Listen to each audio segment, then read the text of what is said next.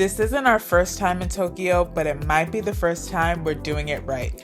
Last time we were here, we barely scratched the surface. So this time, we're back with our best friends, doing all the things we missed and then some. From racing through the streets in full costume and immersing ourselves in a world of virtual realities, to standing under a 40-foot tall Godzilla and enjoying some of the best curry we've ever had, this trip is all about play.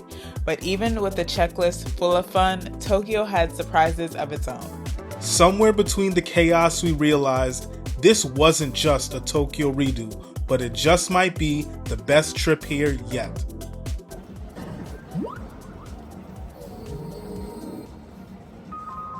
Right now we are at Cross Shinjuku Vision, which is one of Tokyo's coolest digital billboards. I've actually never seen anything like this. It's almost like the animations are popping out of the screen. It's super realistic. I feel like I'm in New York City, like in the heart of NYC right now, but it's better. Just on like a different level. Yeah, for sure. So the animations change throughout the day. So depending on when you come, you might see the cat lounging around or some other fun animations. It's really just another example of Tokyo's cutting edge technology.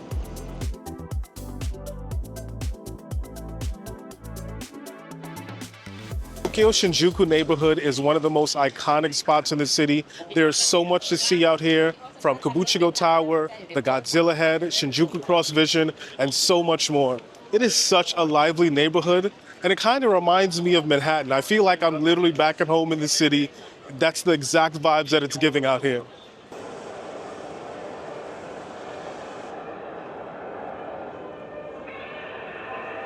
So now normally I would find stuff like this cheesy, but it actually is kind of cool to watch the fire and everything come out. They're playing the music. So just being in Tokyo, the birthplace of Godzilla, and pretty much most of everyone's favorite anime, this is definitely one of those things that you want to check out. You're going to be in the area anyway. Walk down the street and look up and enjoy the sights and sounds.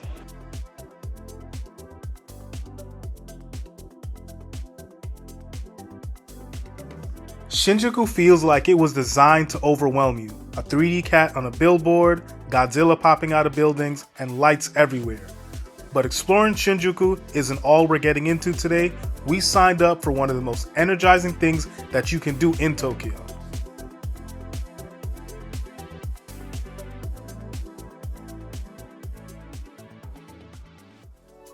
Street kart racing. No track, no closed course, just regular city streets and you in a costume trying to keep up in traffic. You're in the real lanes with buses, taxis, and using turn signals you hope you understand. It's one of those things that sounds crazy until you're actually doing it. All the while your adrenaline is pumping as you're speeding past Tokyo Tower and the famous Rainbow Bridge. By the time we finished, we weren't even thinking about the traffic. Just how fun it was to finally do something we've been looking forward to since our last trip here. So some important things to note: make sure you have your international driving permit when you get here and your passport, otherwise you will not be able to drive. You can get your IDP from AAA if you're in the US. If you're elsewhere, then the process is going to be a little different where you get yours from. Make sure that you get here early as well. You need to be here at least a half an hour early to be able to watch the safety training video and to get yourself set up. If you get here late, sometimes they won't allow you to actually participate in the tour. This is something that you are definitely want to do when you come to Tokyo. If you do it in one of the colder months, make sure you dress warmly. They have gloves that you can wear as well too, and hand warmers. Utilize them. I didn't, and it was really, really cold, so don't be like me, bundle up. But if you're here during one of the warmer months, then none of that matters anyway. For booking, I would recommend booking right through Viator. It's really easy. You'll be able to pick what time you want to do your tour. I think the best time would probably be to book it for the 4 o'clock, because then you'll get the sunset, and then the sunset over Rainbow Bridge. It's beautiful as you're driving. So to me, that's probably the best time to book. But good luck, make sure you book. We are on our way to visit one of Tokyo's most iconic spots. Well, revisit, because we've been before, and I'm super excited because we're bringing our friends for the first time. It's going to be Red Tokyo Tower, and just like the name says, it's right in Tokyo Tower. I'm really excited. It's gorgeous during the day. The last time we were here, it was pouring down raining. Like, I didn't even remember that we were here last time because the fact that it's in daylight just gives it a whole different feel.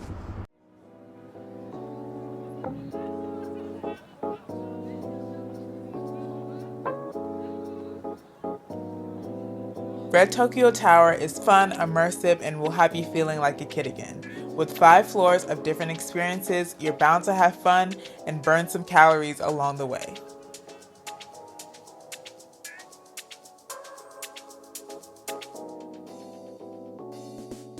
So the last time we were here, we were newborn YouTubers. So we didn't give you guys any context, any tips, or anything. So here you go. This time we got y'all. We're gonna show you probably the best way to book. We booked it on Klook as a part of a package. So not only did we get access to Red Tokyo Tower, we also were able to get reservations for Team Lab Planet's Borderless. And we bought it as a package deal, and that saved us quite a bit of money versus booking tickets for both activities separately. So we're gonna put it on screen. We're gonna show you exactly what you can book. You can pick a number of different activities. You can pick 2 activities going all the way up to like 4, 5, or 6 activities. So that will be the way to go if you are looking to do a couple of the different activities that there are available in Tokyo. Now for the fun part, the VR and game exhibits. There are, I think, 4 floors here, so there's something to do on every floor. They have VR games, obviously. They have different immersive ones as well, so I'm excited. It's time to go. The staff here deserves a special mention. They're incredibly patient and helpful, making sure everyone understands how to use the equipment safely.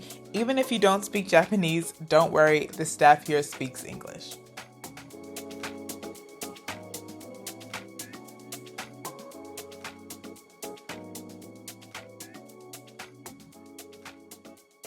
So we just finished our first game. That was the catwalk, and that was actually pretty fun. It was really interactive. That was the first time I've done one of those virtual reality games like that. I had a great time. Definitely a great start. It's right there by the entrance.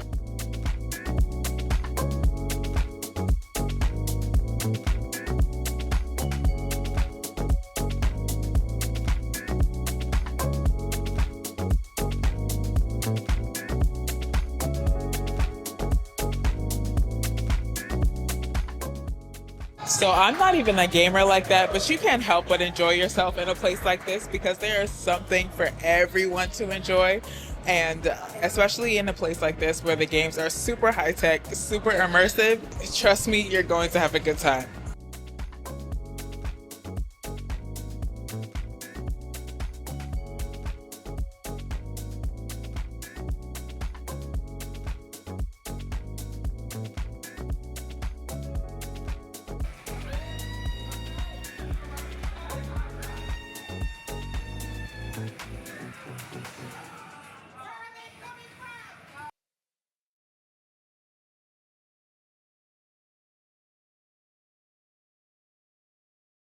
So we're having so much fun right now. We are feeling like a kid again. We were playing one of our favorite games that we played the last time we were here called Blockade, and it was just a lot of fun. We were killing off the zombies, and last time I was super afraid, like literally running from them.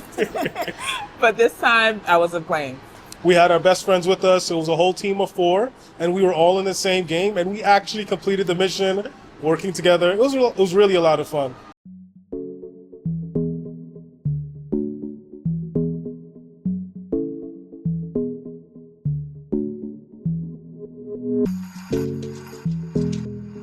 Another thing of note is you're getting a little bit of an exercise and workout. You're right, a lot of it. But it doesn't even feel like it because you're having so much fun. Like Irene said, literally feel like a kid in the candy store playing all these games. You might want to bring a change of clothes because we're literally sweating out right now. I don't even want to show y'all my t-shirt. It's literally went from light green to olive green. But anyway, come here, have some fun.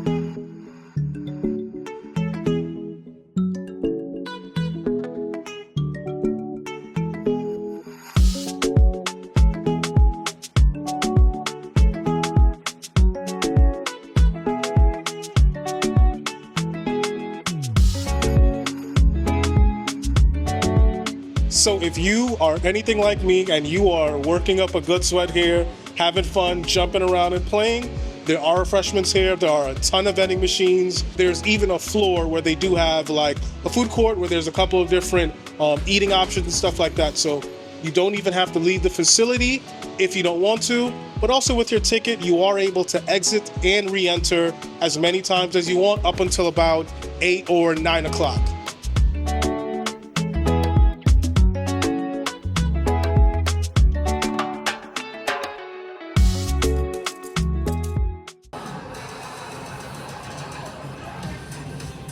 Hey.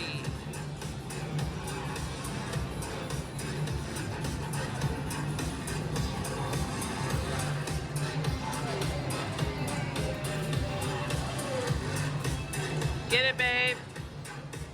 So definitely starting to notice around 5 o'clock, the lines start getting a little bit longer. You're gonna have to queue a little bit more.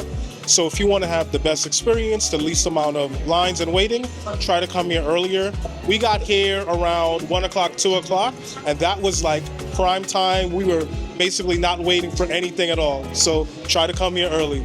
So what were your favorite exhibits and experiences so far? I would have to say my favorite has been the race car games. I think I was like a race car driver in my past life or something. So that's really fun. That was my favorite. What was yours? I had a great time with Beat Saber. I really enjoyed it the first time we came, but they changed it up. It's a little bit, last time we came, we were able to go against each other, but now you can only do it as a solo experience. But I still had a great time. I was bopping and moving and just knocking them down. So that was really fun.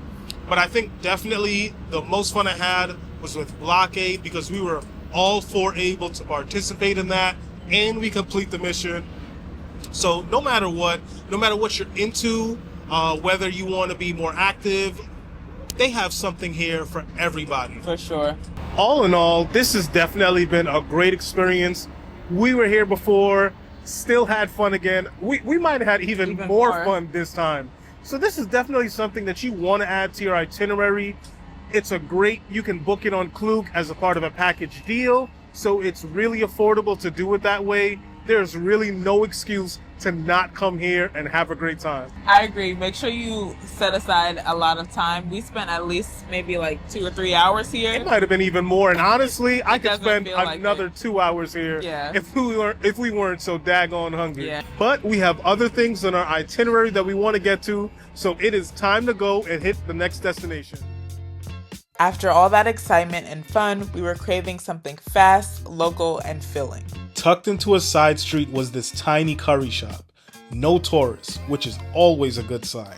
Just the smell of really good food. It wasn't fancy, but it was one of the best meals we had the entire trip.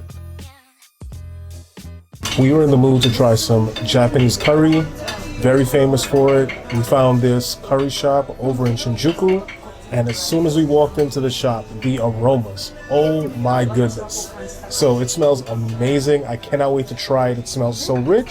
So hopefully it tastes as good as it smells. It's a little hole in the wall. I love places like this. I'm hoping that everything tastes as good as it smells. So we'll show you guys and let you guys know.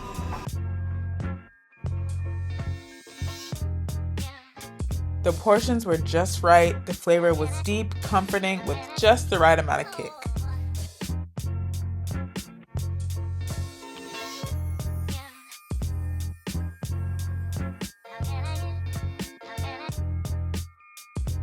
Yeah, so we just finished Oishikata desu. It was amazing. Definitely one of the best meals that I've had in Japan so far. That was top tier.